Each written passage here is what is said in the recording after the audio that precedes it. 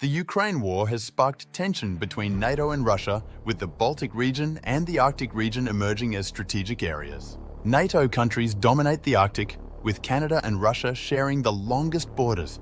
The Canadian armed forces are unprepared and atrophied, making it difficult for them to provide meaningful deterrence.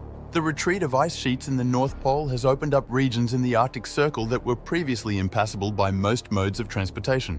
This has impacted Russian and Canadian maritime operations, as the region is rich in resources for gas, oil, and rare earth minerals.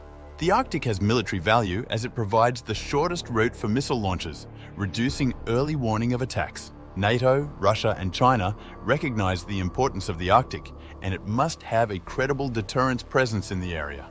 Canada has the Northwest Passage Arctic maritime route, and the longest NATO Arctic border in the region is underprepared for an increased NATO role.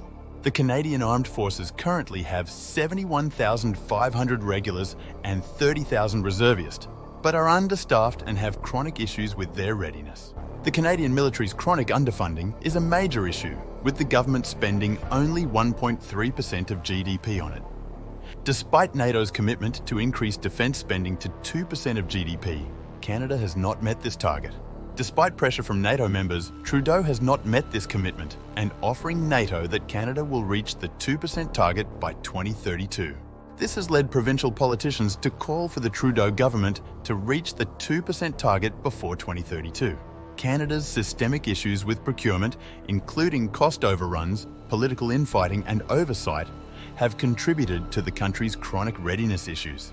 The Trudeau government's complacency in addressing military issues has contributed to its complacency, which has not been adequately addressed by NATO pressure.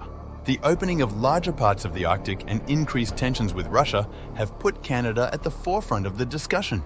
The Trudeau government has promised to increase defence spending by $5.9 billion over the next 5 years, but this still falls short of the 2% GDP goal and does not significantly change the procurement process. This could lead to continued underfunding and a continued issue with the Canadian Armed Forces' low readiness and contribution to NATO Arctic priorities.